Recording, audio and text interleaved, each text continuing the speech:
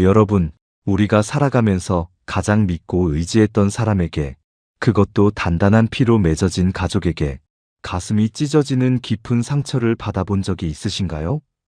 우리는 흔히 통장에 돈이 많아지면 많아질수록 우리의 인생이 더욱 평온해지고 행복해질 것이라고, 가족 사이의 우애와 사랑도 그 넉넉함 속에서 더욱 깊어질 것이라고 막연하게 믿으며 살아갑니다.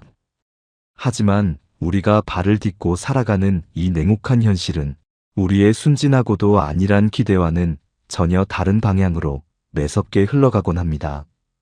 조선시대의 위대한 실학자이자 삶의 본질을 꿰뚫어 보았던 철학자인 정약용 선생님은 수십 년이라는 길고도 참혹했던 유배 생활의 고통 속에서 인간이 가진 얄팍한 본성과 재물이 지닌 잔인한 속성을 그 누구보다 뼛속 깊이 통찰하셨습니다. 선생님께서는 시대를 뛰어넘어 오늘날을 살아가는 우리에게 이렇게 서늘한 경고를 남기셨습니다. 재물이란 곁에 모일수록 반드시 크고 작은 화를 부르는 법이니 아무리 많다 한들 절대 밖으로 그 모습을 드러내지 말고 깊고 어두운 곳에 은밀히 감추어야만 한다. 돈이라는 것은 그저 우리가 이 세상을 살아가는 데 필요한 생활을 유지하는 아주 기본적인 수단일 뿐이지만, 그것이 인간의 밑바닥에 자리한 끝없는 욕망과 결합하는 그 끔찍한 순간 가장 치명적이고도 맹독을 품은 독약으로 변해버리기 때문입니다. 오늘 우리는 정약용 선생님의 서늘하지만 우리의 뼈를 때리는 이 깊은 지혜를 통해 우리를 올가매는 돈과 인간관계, 그리고 도무지 끊어낼 수 없는 가족이라는 복잡하고 무거운 굴레를 어떻게 지혜롭게 풀어가야 할지 4가지의 명확하고도 핵심적인 원칙을 통해 아주 깊이 있게 들여다보려 합니다. 우리가 삶의 지침으로 삼아야 할 그 4가지 원칙은 다음과 같습니다. 첫째, 자신이 가진 재물을 세상에 드러내는 것은 스스로 남들의 화살바지가 되는 가장 미련한 짓이라는 원칙입니다. 둘째, 혈육으로 맺어진 가족 사이를 오가는 돈은 결코 희망이나 기대가 아닌 치명적인 도구로 작용한다는 원칙입니다. 셋째, 인생에서 진정한 부유함이란 물질적 소유의 방대한 크기가 아니라 스스로의 마음을 다스리는 단정함에 있다는 원칙입니다. 넷째, 우리가 사랑하는 자식에게 진정으로 물려주어야 할 것은 썩어 없어질 금전이 아니라 거친 세상을 뚫고 나갈 살아가는 힘이라는 원칙입니다. 본격적으로 이 깊은 지혜의 바다로 들어가기에 앞서 어느 평범하고도 조용한 가정에서 실제로 일어났던 짧지만 비극적인 일화를 하나 들려드리겠습니다. 평생을 차가운 바닥이 깔린 시장통에서 허리가 휘도록 장사하며 오직 억척스러운 의지 하나로 큰돈을 모은 한 늙은 어머니가 계셨습니다. 그녀는 슬하에 눈에 넣어도 아프지 않을 3남매를 두었고 4자식들만큼은 세상의 차가운 눈초리를 받지 않고 돈 걱정 없이 떵떵거리며 살게 해주겠다는 눈물겨운 일념 하나로 남들이 먹고 싶은 것, 입고 싶은 것을 모두 참아가며 독하게 재산을 불려나갔습니다. 무심한 시간이 물 흐르듯 흘러 어머니의 몸은 쇠약해졌고 결국 큰 병에 걸려 창백한 얼굴로 병상에 눕게 되자 어머니는 자신이 평생을 바쳐 모아둔 재산의 거대한 규모를 자식들에게 처음으로 털어놓았습니다. 가족의 평화를 기대했던 어머니의 마음과 달리 바로 그 순간부터 3남매의 눈빛은 무섭게 변하기 시작했습니다.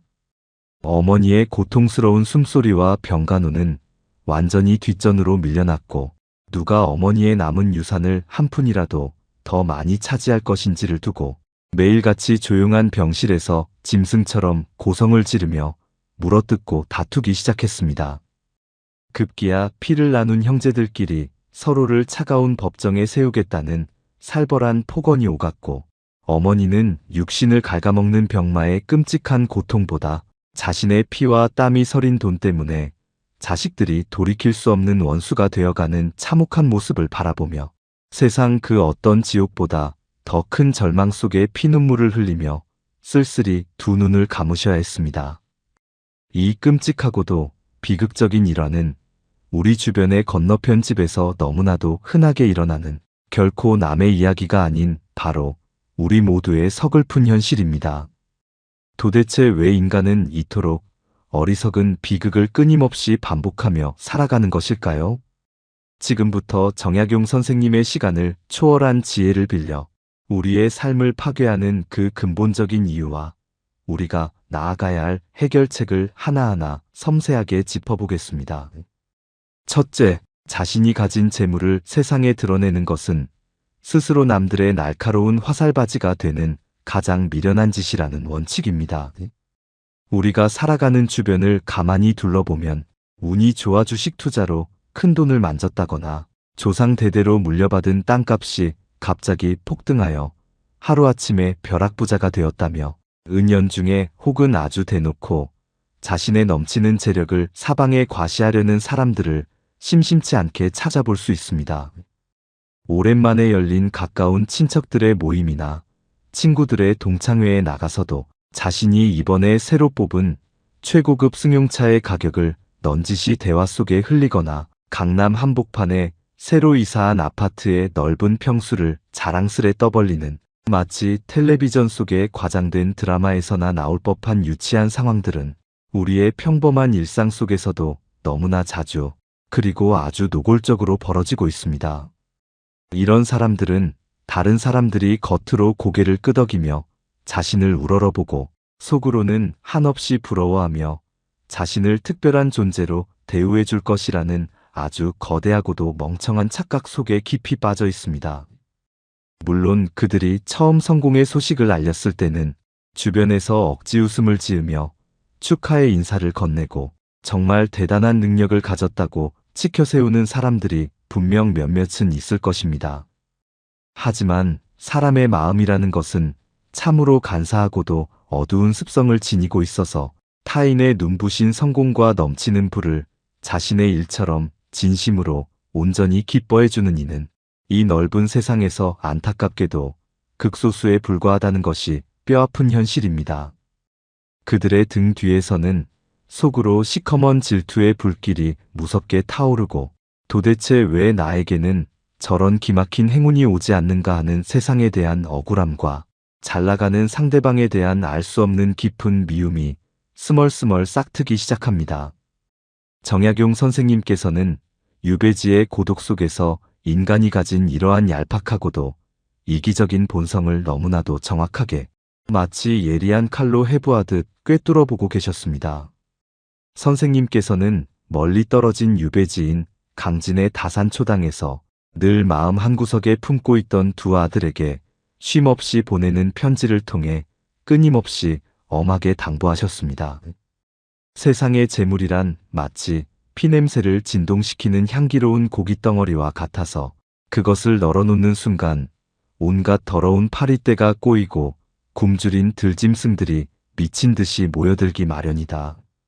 네가 가진 알량한 재물을 세상에 자랑하는 바로 그 순간 너는 그저 수많은 탐욕스러운 이들의 손쉬운 표적으로 전락할 뿐임을 명심해야 한다.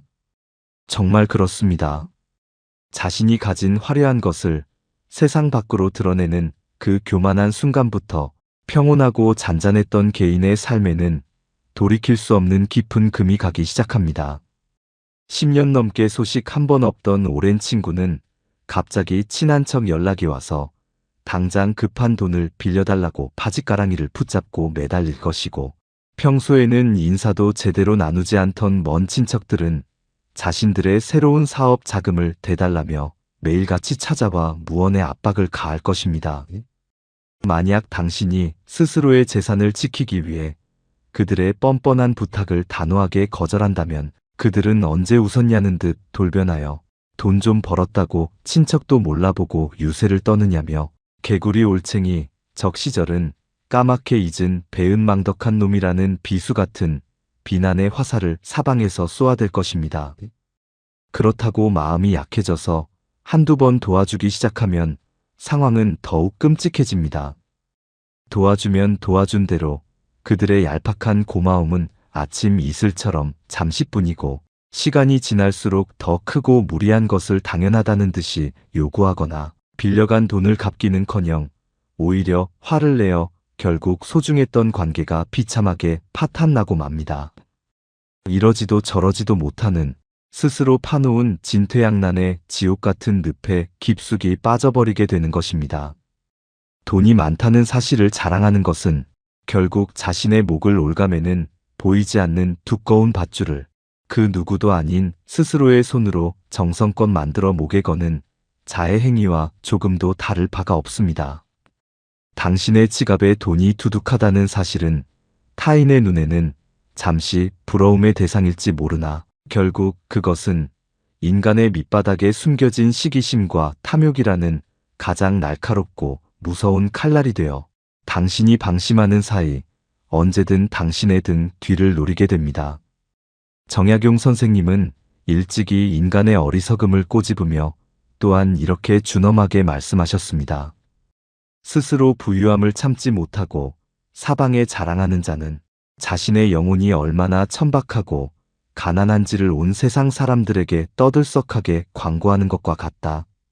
진정으로 내면이 지혜로 꽉 찬 사람, 스스로의 소박한 삶에 깊이 만족하고 어떤 상황에서도 당당한 사람은 결코 밖으로 드러나는 물질적인 것으로 자신을 포장하거나 자신이 얼마나 대단한 사람인지 증명하려 애쓰지 않습니다. 아니, 텅 빈 수레가 요란하고 시끄러운 소리를 내며 굴러가듯 자신의 텅 빈 자존감과 공허함을 돈이라는 두꺼운 외피로 감추려 발버둥 칠 때 사람은 그토록 지배하려 했던 재물의 영원한 노예로 전락하고 마는 것입니다. 그러니 지혜를 구하는 여러분, 살아가면서 뼈를 깎는 노력이나 엄청난 행운으로 남보다 조금 더 많은 부를 쥐게 되었다고 하더라도 결코 그것을 가벼운 입 밖으로 내어 함부로 자랑하지 마십시오. 오히려 돈이 쌓일수록 더 깊이 겸손하게 고개를 숙이고 남들 앞에서는 아무것도 가진 것이 없는 평범함이라는 허름한 옷을 겹겹이 입어야 합니다. 집에서는 아무리 최고급 실크 옷을 입고 산의 진미를 먹을 수 있는 능력이 있더라도 이웃과 만나고 세상과 교류할 때는 가장 소박하고 수수한 모습으로 다가가고 자신의 찬란한 성취를 그저 운이 좋았을 뿐이거나 주변 사람들의 넘치는 덕분이라며 공을 돌리는 고도의 지혜가 필요합니다. 이것은 결코 남을 속이는 위선이나 비겁함이 아니며 호시탐탐 서로를 노리는 험난한 세상의 풍파 속에서 자신과 자신의 소중한 가족을 안전하게 지키기 위한 가장 강력하고도 지혜로운 인생의 방패입니다. 어두운 곳에 얌전히 감추어진 재물은 조용히 내 삶을 지탱하는 든든한 버팀목이 되어주지만 어리석게 세상 밖으로 얼굴을 내민 재물은 순식간에 내 평온한 삶을 송두리째 파괴하는 거대한 폭풍우를 몰고 온다는 이 무서운 사실을 우리는 숨을 거두는 그날까지 결코 잊어서는 안 될 것입니다. 둘째, 혈육으로 맺어진 가족 사이를 오가는 돈은 결코 희망이나 기대가 아닌 치명적인 도구로 작용한다는 원칙입니다. 우리가 살아가는 이 세상에서 가장 아무런 조건 없는 무조건적인 사랑을 나누어야 할 유일한 관계가 있다면 그것은 단연코 하늘이 맺어준 부모와 자식, 그리고 같은 핏줄을 나누어 가진 형제자매라는 성스러운 이름으로 묶인 가족일 것입니다. 어릴 적 좁은 방에 모여 함께 웃고 울며 자란 그 끈끈한 기억들은 우리 삶의 가장 따뜻한 위안이 됩니다. 하지만 이토록 신성하고 강인해 보이는 가족의 연조차도 돈이라는 차갑고 세속적인 가치가 그들 사이에 끼어드는 순간 바닷가에 대충 쌓아 올린 모래성처럼 파도 한 번에 허망하고도 비참하게 무너져 내리는 경우가 우리 주변에는 너무나도 허다합니다. 우리는 오랜 전통 속에서 부모가 자식을 위해 자신의 모든 것을 희생하는 것을 지극히 당연하게 여기고 형제간의 경제적인 어려움이 닥치면 자신의 살을 깎아서라도 금전적으로 돕는 것을 칭송받아 마땅한 미덕이라고 굳게 생각하며 살아왔습니다. 물론 그 어떤 계산이나 조건 없이 순수한 마음 깊은 곳에서 우러나온 데가 없는 도움은 세상 그 어떤 보석보다도 반짝이고 아름답습니다. 하지만 복잡한 이해관계가 얽힌 현실에서 실제로 일어나는 가족 간의 금전 거래나 부모가 평생을 모은 유산을 상속하는 일련의 과정들은 결코 텔레비전 다큐멘터리에서 보여주는 한 폭의 따뜻한 수채화처럼 아름답게 흘러가지 않습니다. 우리의 뼈를 때리는 현실적인 예를 하나 들어보겠습니다. 젊은 시절부터 고향을 떠나 타지에서 온갖 꾸준 일을 하며 뼈를 깎는 고생 끝에 자수성가한 첫째 형이 있었습니다. 어느 날 사업에 크게 실패하여 빚더미에 앉아 경제적으로 절망의 늪에 빠진 막내 동생을 위해 첫째 형은 동생의 눈물을 닦아주며 아무런 차용증이나 조건 없이 수억 원의 큰 돈을 선뜻 내어주었다고 가정해 봅시다. 처음 큰 돈을 받아든 동생은 칠흑 같은 어둠 속에서 하늘이 무너진 곳에서 솟아날 구멍을 찾은 듯 형의 한없는 은혜에 무릎 꿇고 눈물을 펑펑 흘리며 이 은혜는 죽어서도 평생 잊지 않겠다고 굳게 다짐합니다. 하지만 너무나도 나약한 사람의 마음은 시간이 지나고 당장에 급한 불을 끄고 나면 아주 교묘하고도 소름 끼치게 변질되기 시작합니다. 형은 겉으로는 내색하지 않더라도 속으로는 은연중에 동생이 자신에게 평생토록 무한한 감사를 표하고 복종하기를 기대하게 되고 자신이 동생의 생명의 은인이라는 오만함에 빠져 동생의 평범한 일상생활이나 사업의 방향까지 사사건건 간섭하려 들지도 모릅니다. 반면 위기에서 벗어난 동생은 처음에 그 뜨거웠던 고마움은 시간이 지날수록 점차 희미한 안개처럼 사라지고 어느 순간부터 우리 형은 나보다 돈이 훨씬 많으니까 이 정도는 형제로서 당연히 도와줄 수 있는 것 아닌가라는 아주 오만하고도 위험천만한 착각의 늪에 깊이 빠지게 됩니다. 결국 형이 조심스럽게 돈을 갚을 날짜나 계획을 물어보기라도 하면 동생은 부끄러워하기는커녕 얼굴을 붉히며 피를 나눈 형제 사이에 돈 몇 푼 가지고 사람을 이렇게 숨막히게 하고 야박하게 구는 것이 과연 형으로서 할 짓이냐며 오히려 적반하장으로 불같이 화를 내고 형을 맹비난합니다. 그렇게 어릴 적 서로의 손을 잡고 동네를 누비며 순수한 사랑으로 묶였던 형제는 돈이라는 저주받은 매개체로 인해 서로의 가슴에 지울 수 없는 상처를 남기고 헐뜯고 미워하는 길거리에서 우연히 마주친 생면부지의 남보다도 훨씬 못한 비극적인 철천지원수로 전락하고 마는 것입니다. 부모가 세상을 떠난 뒤 남겨진 유산을 둘러싼 문제 역시 이와 한치도 다를 바가 없습니다. 늙은 부모가 자신의 청춘과 피땀을 모두 바쳐 일군 재산을 마지막으로 자식들에게 남겨주고 세상을 떠날 때 자식들은 부모의 팍팍했던 삶과 헌신에 대한 뜨거운 눈물과 깊은 감사보다는 장례식장 구석에 모여 앉아 오직 자신에게 떨어질 몫의 크기가 얼마나 되는지에만 혈안이 되어 집중하는 인간 이하의 비참하고도 서글픈 모습을 너무나 자주 보이곤 합니다.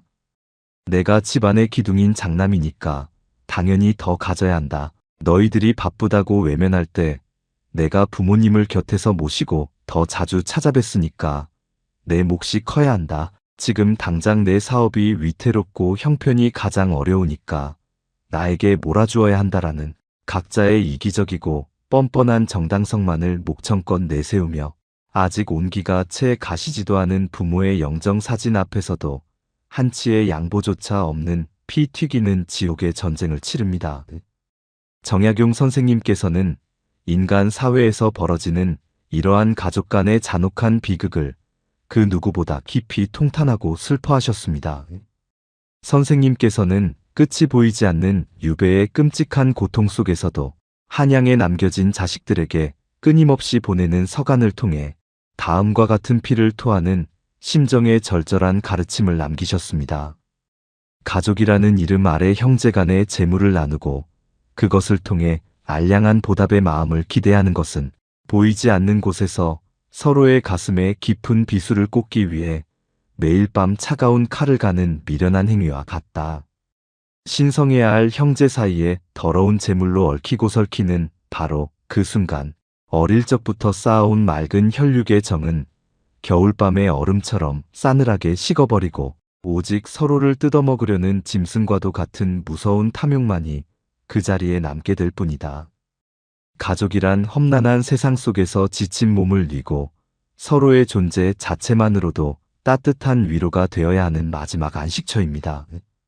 하지만 그 성스러운 공간에 돈이 앞문으로 버젓이 개입되는 순간 가족은 서로의 존재 가치를 더 이상 사랑이 아닌 통장에 찍힌 금전적인 잣대와 숫자로만 냉정하게 평가하기 시작합니다.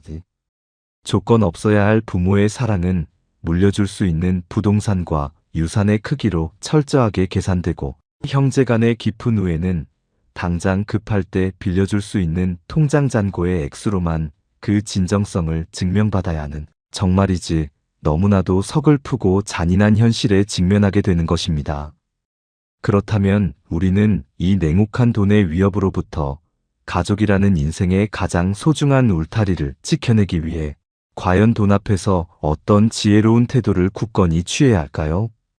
그 명확한 정답은 역설적이게도 가족 간의 철저한 경제적 분리와 서로에 대한 헛된 기대의 단절에 있습니다. 아무리 한 부모 밑에서 피를 나누고 자란 가족이라 할지라도 성인이 된 이후 각자의 삶과 경제적 결과는 각자가 온전히 스스로 책임져야 한다는 매우 냉정하지만 결코 피할 수 없는 필수적인 원칙을 가슴 가장 깊은 곳에 뼈를 새기듯 단단히 새겨야만 합니다. 만약 부득이하게 가족에게 금전적으로 무언가를 베풀어야만 하는 절박한 상황이 찾아온다면 그것은 훗날 이자까지 쳐서 돌려받겠다는 얄팍한 계산이나 나중에 내가 어려울 때 도움을 받으려는 끈적끈적한 보상 심리가 티끌만큼도 없는 완전하고도 영원한 소멸을 전제로 한 거룩한 낭비가 되어야만 비로소 의미가 있습니다. 언제 갚으라는 기약을 두고 빌려주는 것이 아니라 내 살을 떼어주듯 조건 없이 그냥 주어야 하며 만약 내 생계가 위협받아 도저히 줄 수 없는 형편이라면 설령 그 순간에는 마음이 천갈래 만갈래로 찢어지도록 아프고 모진 부모나 형제라는 소리를 듣더라도 그들의 무리한 요구를 아주 단호하고 차갑게 거절할 수 있는 엄청난 용기가 반드시 필요합니다. 우는 소리에 마음이 흔들려 어설픈 동정심으로 덜컥 건넨 돈은 결국 시간이 지나 날카로운 부메랑이 되어 돌아와 빌려준 사람과 빌린 사람 모두에게 가장 치명적이고도 회복할 수 없는 깊은 상처를 남기고 파멸을 맞이할 뿐입니다. 우리가 사랑하는 가족에게 베풀 수 있는 가장 위대하고 가치 있는 유산은 수십 장의 수표가 든 묵직한 돈봉투가 아니라 세상의 어떤 거센 고난 속에서도 꺾이거나 흔들리지 않고 스스로의 힘으로 당당하게 살아가는 굳건하고 올바른 삶의 태도를 묵묵히 뒷모습으로 보여주는 것. 오직 그것 하나만으로도 이 험한 세상에서 부모와 형제로서의 책임과 역할은 차고 넘치도록 충분한 것입니다. 불타오르면 한 줌재로 변해버릴 돈이라는 얄팍한 종이 쪼가리 몇 장 때문에 당신의 단 한 번뿐인 소중한 인생에서 가장 사랑하고 지켜야 할 사람들을 영원히 잃어버리는 돌이킬 수 없는 어리석음을 부디 범하지 마시기를 간절한 마음으로 당부드립니다. 셋째, 우리 삶에서 진정한 부와 충만함은 밖으로 보이는 소유의 크기가 아니라 자신의 내면을 들여다보는 마음의 단정함과 절제에 있다는 깊은 원칙입니다. 우리가 숨쉬고 살아가는 이 현대 자본주의 사회는 밤낮을 가리지 않고 우리 귓가에 끊임없이 더 많이 소비하고 남들보다 더 많이 소유해야만 비로소 승리자가 될 수 있다고 달콤하게 속삭이며 우리를 세뇌합니다. 거실에 텔레비전과 손안에 인터넷을 켜는 순간 화려한 로고가 박힌 수천만 원짜리 명품 가방과 시계, 도로를 질주하는 으리으리한 외제차와 잡지에서나 볼 법한 그림 같은 저택들이 하루 종일 우리의 눈을 멀게 하고 마음을 사정없이 현혹합니다. 거리의 수많은 사람들은 자신이 몸에 걸치고 있는 물건의 비싼 가격표가 곧 이 세상에서 자신의 고유한 존재 가치와 계급을 증명하는 유일한 수단이라고 굳게 믿으며 쫓기듯 살아갑니다. 그래서 당장 내일 먹을 쌀이 떨어지더라도 카드를 긁어 무리를 해서라도 최신 유행의 비싼 물건을 맹목적으로 사들이고 소셜미디어 속 가짜 인생들에게 뒤처지지 않기 위해 매일 헐떡이며 하루하루의 귀한 생명력을 무의미하게 소모하고 있습니다. 하지만 화려한 불빛을 벗어나 여러분의 주변을 가만히 아주 조용히 둘러보시기를 바랍니다. 가진 것이 너무나 많아 온몸을 금부치와 명품으로 화려하게 치장한 사람들의 얼굴에서 우리가 그토록 바라는 진정한 마음의 평온함과 영혼의 넉넉함을 발견하신 적이 단 한 번이라도 있으신가요? 오히려 그들은 자신이 가진 그 많은 것들 중 단 하나라도 잃어버릴까봐 매일 밤 전전긍긍하며 잠을 설치고 나보다 더 많이 가진 누군가를 보며 하나라도 덜 가질까봐 불안과 시기심에 벌벌 떠는 날 선 눈빛을 우리는 훨씬 더 자주 그리고 아주 서글프게 마주치게 되지 않으시나요? 우리 주변에 극단적으로 대비되는 두 부류의 사람이 있다고 한번 깊이 상상해 보십시오. 평생을 악착같이 돈만 쫓아 수백억 원의 거대한 재산을 긁어모은 한 사업가가 있습니다. 그는 매일같이 이름도 외우기 힘든 최고급 레스토랑에서 밥을 먹으며 수백만 원짜리 비싼 와인을 물처럼 마십니다. 하지만 그는 정작 자신에게 음식을 날라주는 식당 종업원에게는 천박하게 하대하며 무례하게 굴고 계산대 앞에서는 단돈 몇천 원의 주차 할인을 받지 못했다는 이유로 핏대를 세우며 분노를 터뜨립니다. 반면 그의 집 근처 낡은 연립주택에서 매일 아침 일찍 일어나 한 달 벌어 한 달을 근근히 살아가는 평범한 노동자인 이웃이 있습니다. 그는 비록 유행이 한참 지난 낡고 해진 옷을 입고 식탁 위에는 소박한 된장찌개 하나가 전부인 삶을 살아가지만 저녁이면 좁은 방에 가족들과 둥글게 마주 앉은 밥상에서 세상 그 누구보다 환한 웃음꽃을 피우고 출근길 길가에 이름 없이 피어난 작은 들꽃 한 송이를 보면서도 우주의 신비와 깊은 감동을 느낄 줄 아는 맑은 눈을 가졌습니다. 여러분, 과연 이 두 사람 중 누가 우주가 보기에 진정으로 부유하고 누가 진정으로 자신의 영혼을 채우는 충만한 삶을 살고 있는 것일까요? 정약용 선생님께서는 젊은 시절 한양에서의 화려했던 권력의 정점에서 하루아침에 나락으로 떨어져 모든 것을 빼앗긴 유배라는 가장 극단적인 결핍과 고통의 상황 속으로 내던져지셨습니다.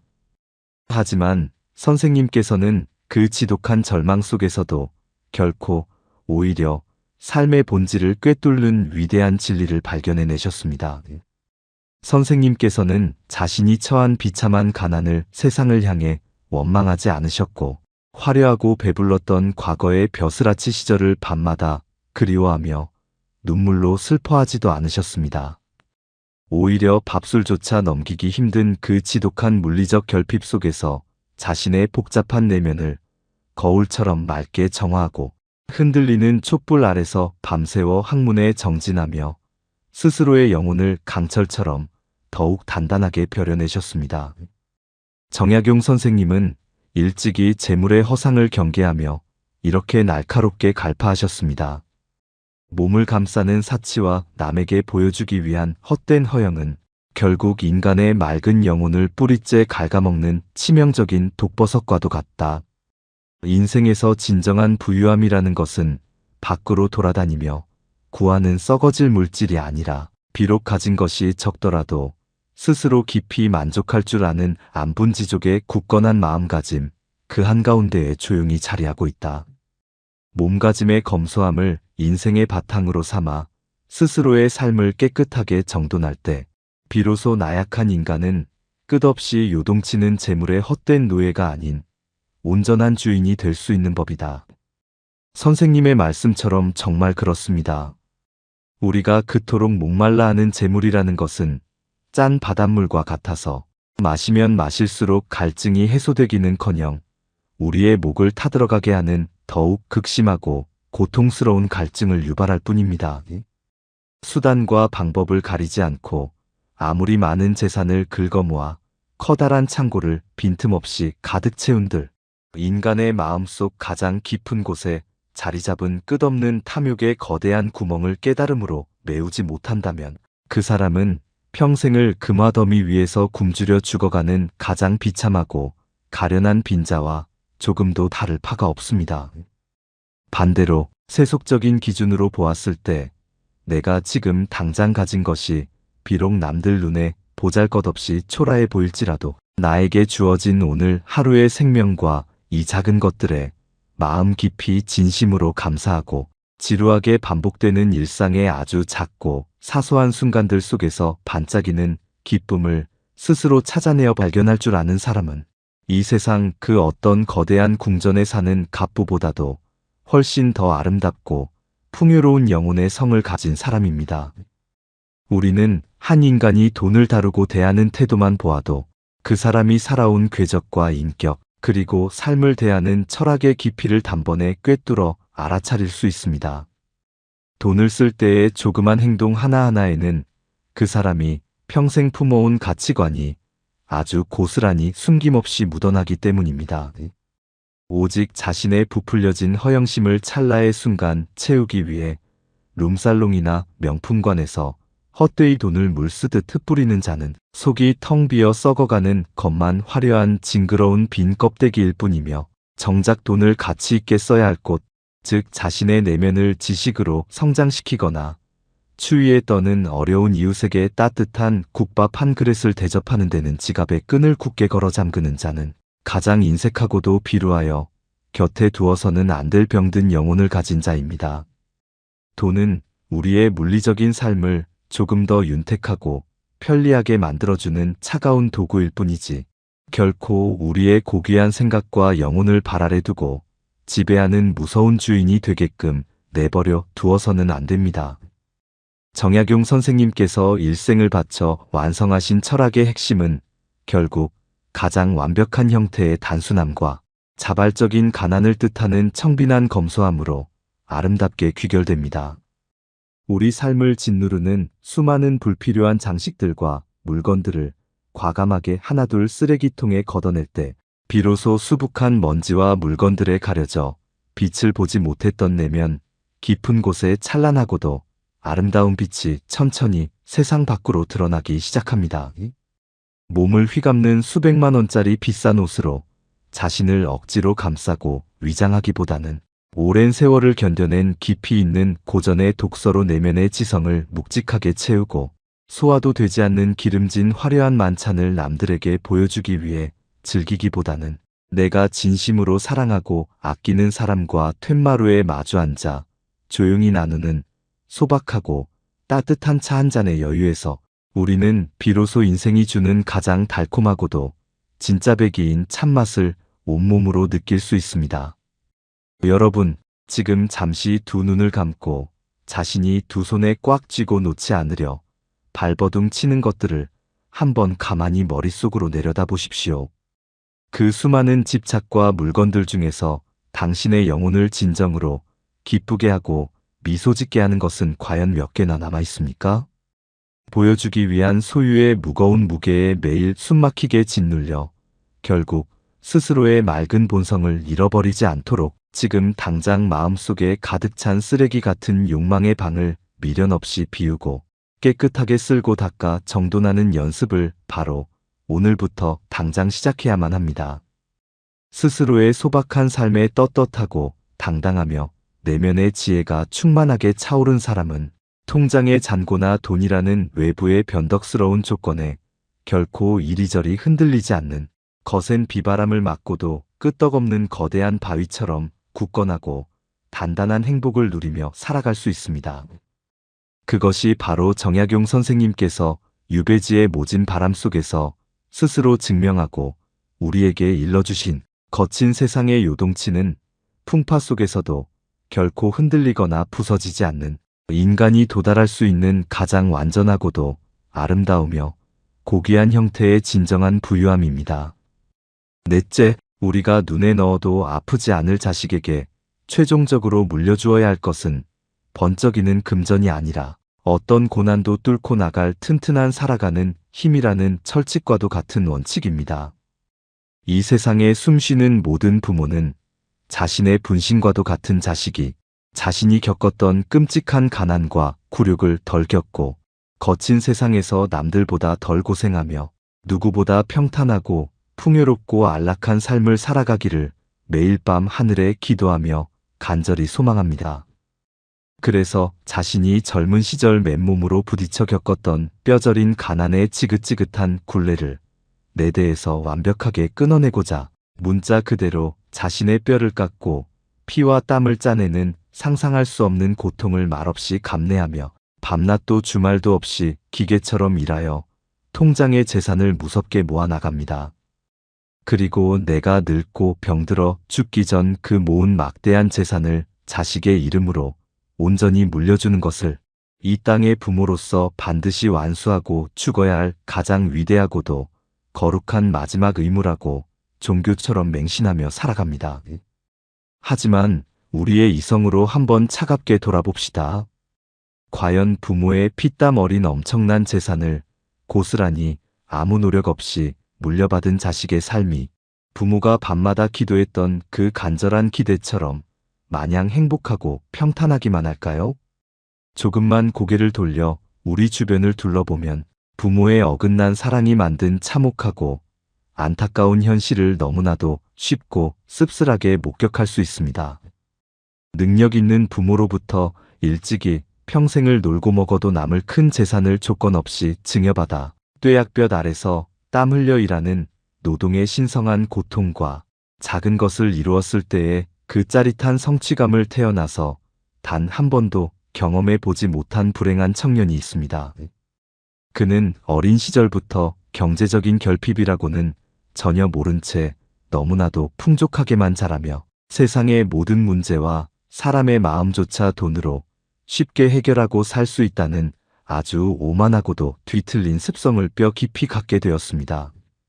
스스로의 두 다리로 서서 인생에 닥쳐오는 크고 작은 장애물을 넘어설 생각이나 의지는 애초에 머릿속에 존재하지도 않은 채 오직 부모의 막강한 재력이라는 거대한 온실의 유리 그늘 아래에 짐승처럼 숨어 목표도 없이 그저 쾌락을 좇는 온갖 향락과 무의미한 사치에 빠져 젊음의 아까운 허송세월을 좀먹듯 보냅니다.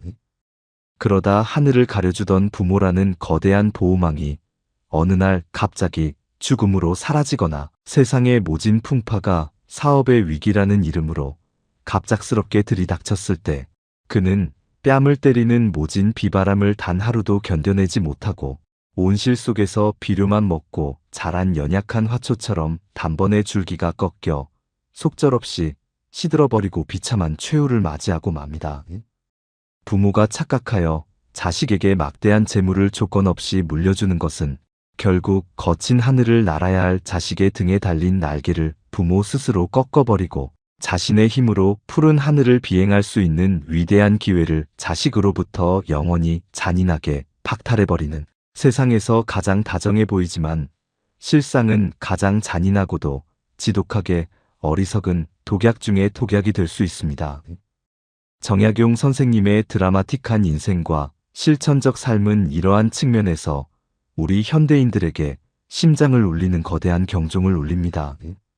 선생님께서는 무려 18년이라는 기나긴 강진에서의 유배 생활로 인해 가장으로서 한창 자라나는 자식들을 곁에서 보살피고 경제적으로 배불리 부양할 수 없는 너무나도 처참하고 뼈아픈 현실 속에 처해 있었습니다. 조선 팔도에서 가장 머리가 뛰어난 최고의 학자라는 화려한 명성에도 불구하고 남겨진 가족들이 비를 피할 번듯한 기와집 한 채는커녕 볼이라도 심어 먹을 논밭 한 떼기조차 그의 이름으로 남아있지 않은 절대적인 빈곤의 상태였습니다. 만약 그가 시야가 좁은 일반적인 평범한 부모였다면 자신의 끔찍한 경제적 무능함을 매일 밤 술로 탓하며 자식들에게 죄인이라는 절망의 눈물로 남은 세월을 무의미하게 보냈을 것입니다.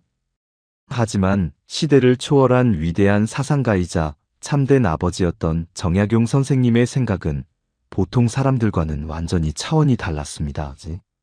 선생님께서는 한양에서 수백 리 떨어진 외로운 유배지에서 눈물을 삼키며 가난에 허덕이는 두 아들에게 수많은 편지를 먹으로 꾹꾹 눌러 띄우며 이렇게 절절하고도 엄격하게 당부하셨습니다.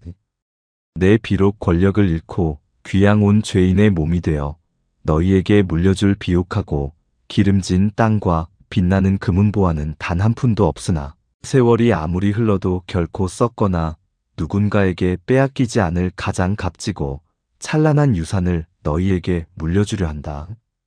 그것은 바로 매일 새벽을 깨우는 부지런함과 욕망을 다스리는 검소함이라는 이 위대한 두 글자요. 어지러운 세상의 이치를 밝게 꿰뚫어 보게 해줄 수만 권의 책을 읽는 습관이다.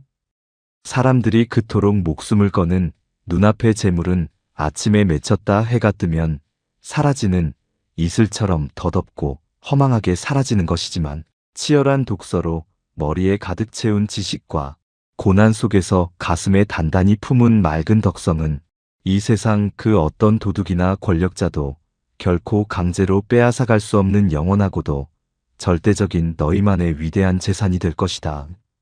선생님께서는 젊은 자식들이 당장의 가난에 굴복하여 세상 사람들에게 비굴하게 머리를 조아리는 것을 죽기보다 싫어하며 경계하셨고, 오히려 그 뼈를 깎는 가난을 인생의 어둠을 밝히는 등불로 삼아 더욱 독하게 학문에 매진할 것을 매 편지마다 엄히 꾸짖고 가르치셨습니다. 스스로 땀 흘려 거친 밭을 일구고 호롱불 아래서 낡은 책을 읽으며 인생의 어떤 쓰나미 같은 시련이 닥쳐와도 결코 꺾이거나 포기하지 않는 무쇠처럼 단단한 정신력을 길러주는 것. 이것이야말로 이 세상의 모든 부모가 자신이 낳은 자식에게 줄 수 있는 가장 숭고하고도 값진 유산임을 정약용 선생님께서는 자신의 처절한 삶 전체를 바쳐 온몸으로 증명해내셨습니다. 모든 재물은 남이 주는 것이 아니라 스스로 피땀 흘려 일구어냈을 때 비로소 그 진정한 빛을 내고 가치를 발휘합니다. 온종일 힘든 노동에 시달린 대가로 손에 쥔 구겨진 단돈 10,000원의 가치는 부유한 부모에게 아무런 이유 없이 거저 받은 빳빳한 100만원짜리 수표와는 감히 하늘과 땅 차이로 비교조차 할 수 없을 만큼 그 무게감이 다르고 내 영혼을 살찌우는 무겁고도 소중한 생명수와 같은 것입니다. 자식의 통장에 그저 생각 없이 돈을 이체하여 물려주는 것은 배고픈 아이에게 그저 죽은 고기 몇 마리를 구워다 입에 넣어주는 아주 1차원적인 동물적 본능에 불과하지만 세상을 올바르게 바라보는 바른 인성과 깊은 지혜, 그리고 칠흑 같은 어둠 속에서도 스스로의 손으로 삶의 길을 개척해 나갈 불굴의 용기를 길러주는 것은 거칠고 무서운 바다에 돛담배를 띄워 스스로의 힘으로 평생 먹을 고기를 낚는 법을 가르쳐주는 위대한 스승의 길과 같습니다. 여러분이 목숨처럼 아끼는 돈은 경제 불황이나 사기꾼의 농간에 의해 내일 당장이라도 허공으로 사라질 수 있고 억울하게 잃을 수도 있지만 자식의 내면 깊은 곳에 튼튼하게 뿌리내린 삶의 지혜와 인간을 향한 통찰력, 그리고 어떤 상황에서도 부모의 도움 없이 스스로의 힘으로 이 험한 세상을 헤쳐 살아갈 수 있다는 굳건하고도 강인한 자립심은 인생이라는 바다에서 어떤 끔찍한 시련과 거대한 풍파가 닥쳐와도 자식의 생명을 지켜주는 가장 튼튼하고 안전한 방주가 되어줄 것입니다. 부모라는 이름의 진정한 역할은 자식이 머무는 둥지를 푹신한 솜털과 온갖 화려하고 비싼 보석으로 빈틈없이 치장해주는 것이 절대 아닙니다. 아직 날개가 마르지 않은 어린 새가 둥지 밖 깎아지른 절벽에서 떨어지는 본능적인 두려움을 스스로 뼈저리게 극복하고 자신의 온 힘을 다해 날갯짓을 하여 저 높고 푸른 하늘을 향해 힘차게 솟아오를 수 있도록 밑에서 가슴을 졸이면서도 겉으로는 끊임없이 채찍질하고 격려하며 강하게 훈련시키는 아주 냉정하고 엄격한 교관이 되어야만 합니다. 여러분의 금쪽 같은 자식이 스스로 세상에 부딪혀 뼈아픈 실패를 경험하고 방구석에서 서러운 눈물을 쏟으며 좌절의 쓴맛을 처절하게 보도록 잠시 내버려 두십시오. 그리고 자식이 그 차갑고 딱딱한 바닥에서 부모의 손을 빌리지 않고 스스로의 다리에 힘을 주어 흙을 털고 일어설 수 있도록 그저 뒤에서 묵묵히, 하지만 세상에서 가장 따뜻한 시선으로 지켜보며 조용히 응원해 주십시오. 그 고통스럽지만 눈물겨운 담금질의 시간들이 하루하루 겹겹이 모여 비로소 당신의 자식은 세상의 어떤 미친 비바람과 태풍에도 흔들리지 않고 꼿꼿이 서 있는 아주 굵고 깊은 뿌리를 가진 거대한 아름드리 나무로 웅장하게 성장하게 되는 것입니다. 그러니 지혜를 갈망하는 여러분, 내가 죽기 전 자식에게 얼마의 돈을, 어떤 건물을 남겨줄 것인가를 머리 싸매고 고민하며 부동산을 돌아보고 재산을 모으는 헛된 일에 이제 얼마 남지 않은 여러분 여생의 그 귀하고 아까운 황금 같은 시간과 에너지를 제발 허비하지 마십시오.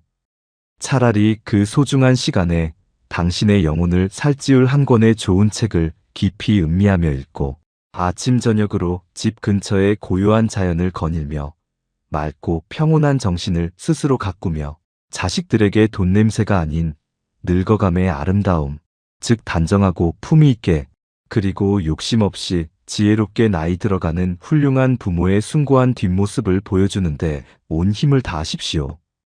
지혜롭게 자라난 자식들은 부모가 죽은 뒤 남긴 은행의 통장 잔고에 동그라미 숫자가 아니라 부모가 생전에 험난한 삶의 굴곡을 대하던 그 진지하고도 기품 있는 태도와 가난과 역경의 고통을 묵묵히 미소로 이겨내던 숭고하고 거룩한 뒷모습을 가슴속에 사진처럼 새기고 자신의 인생을 당당하게 살아가는 세상에서 가장 위대하고도 강력한 힘을 그 기억 속에서 얻게 될 것입니다.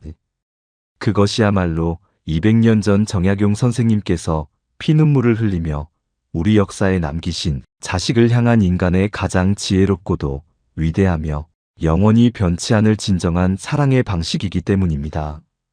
지금까지 우리는 칠흑같이 어두운 절망 속에서도 빛을 잃지 않았던 정약용 선생님의 아주 깊고도 서늘한 철학적 통찰을 통해 우리를 끝없이 괴롭히는 돈의 마력과 복잡한 인간관계, 그리고 도저히 끊어낼 수 없는 애증의 대상인 가족이라는 실타래처럼 얽히고 설킨 우리 인생의 가장 무거운 숙제들을 도대체 어떻게 풀어가고 감당해야 할지에 대해 4가지의 거대한 원칙으로 나누어 아주 세밀하고 깊이 있게 해보아듯 살펴보았습니다.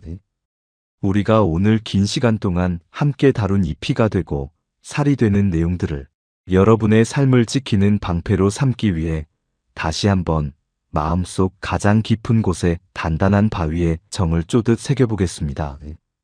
첫째, 자신이 가진 얄팍한 재물을 입 밖으로 꺼내어 세상에 이리저리 자랑하는 것은 스스로 자신의 목에 칼을 들이대고 타인의 무서운 질투와 잔혹한 탐욕을 부르는 가장 미련한 화살바지가 되는 자멸의 행위입니다.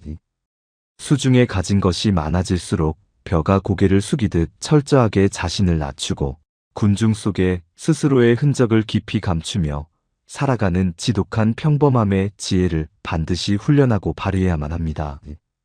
둘째, 나와 피를 나눈 가장 가까운 혈육인 가족일수록 그 사이에 차가운 돈이 개입하는 순간 서로를 잡아먹지 못해 안달이 난 길거리의 짐승보다 못한 처참한 관계로 전락하기가 너무나도 쉽습니다.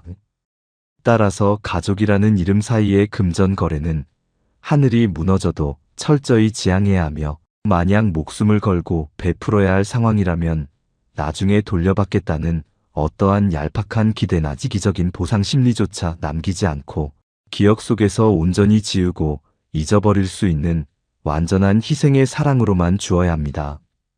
셋째, 우리 삶을 지탱하는 진정한 부유함과 가슴 벅찬 행복은 내가 통장에 소유한 물질의 거대한 크기나 밖으로 보이는 명품의 화려함에 있는 것이 결코 아니라 내면에 조용히 깃든 안락한 소박함과 주어진 하루의 삶을 대하는 단정하고 꼿꼿한 태도에 있습니다.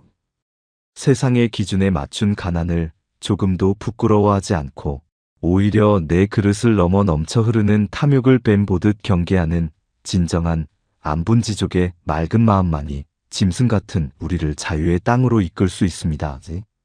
넷째, 우리의 분신인 자식에게 죽기 전 남겨주어야 할 진정하고도 가장 위대한 인류의 유산은 무덤에 들어가면 썩어 문드러질 허망한 재물이 아니라 비바람치는 세상 속에서 스스로의 두 발로 자신의 험난한 삶을 묵묵히 개척해 나갈 수 있는 단단하고 굽히지 않는 정신력과 세상을 꿰뚫어보는 지혜라는, 즉 살아가는 무형의 강력한 힘이어야만 합니다. 행여나 자식의 고생을 조금 면해주려던 부모의 어설프고 무지한 사랑이 결국 자식의 인생 전체를 나락으로 망가뜨리는 가장 끔찍한 독약임을 숨을 거두는 그 순간까지 잊지 말아야 합니다. 오늘 나눈 이 묵직한 4가지 원칙은 수백 년 전 조선시대에 갓쓴 선비들에게나 통용되는 박물관의 낡은 이야기가 결코 단연코 아닙니다.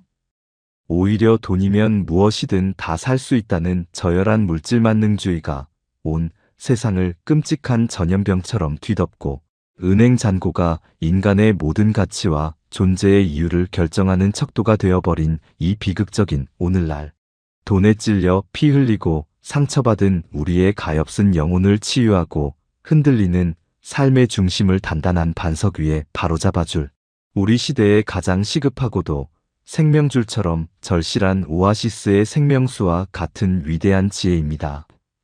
이야기를 마무리하며 여러분 가슴에 묻겠습니다. 여러분은 지금 돈이라는 입을 벌린 무서운 괴물 앞에서 과연 어떤 표정과 어떤 모습으로 서 계십니까? 혹시 내 통장의 숫자 하나를 조금 더 늘리기 위해 내 인생에서 가장 소중하고 나를 끝까지 지켜줄 사랑하는 가족과 사람들에게 회복할 수 없는 깊은 상처의 칼을 찌르고 있지는 않으신가요? 아니면 누구에게도 말하지 못하는 텅 빈 내면의 서글픈 공허함을 들키지 않기 위해 숨막히게 화려한 명품이라는 포장지로 썩어가는 스스로를 매일같이 위장하며 당장 무너져도 이상하지 않을 위태롭고 가여운 하루하루를 억지로 버티고 계시지는 않습니까?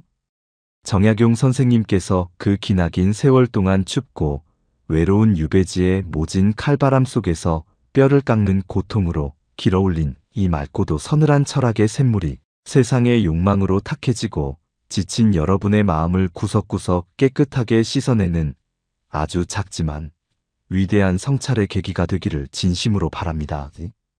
돈이라는 것은 우리가 두 발로 세상을 걸어가며 살아가는데 결코 없어서는 안 될 너무나도 유용하고 중요한 도구이지만 그 도구가 결코 우리 하나밖에 없는 소중한 인생의 지휘대를 장악하거나 최종적인 목적지가 될 수는 없습니다. 결국 죽음 앞에 섰을 때 우리의 삶을 가치 있고 의미 있게 만들고 어두운 밤하늘에 빛나는 별처럼 우리의 존재를 영원히 아름답게 빛나게 하는 것은 돈으로 살 수 없는 내면 깊은 곳에 꽉 찬 충만함과 어떤 대가도 바라지 않고 헌신하는 순수하고 숭고한 사랑, 그리고 세상이 아무리 나를 흔들고 유혹해도 그 어떤 외풍 앞에서도 꼿꼿하게 자신을 지켜내는 올곧고 단단한 철학, 오직 그것들 뿐입니다. 오늘 저와 여러분이 함께 아주 긴 호흡으로 묵묵히 걸어온 이 철학의 깊은 여정이 여러분의 어지럽고 복잡한 마음속에 흔들리지 않는 아주 작은 평온의 씨앗을 깊숙이 심어주었기를 마음 다해 진심으로 소망합니다.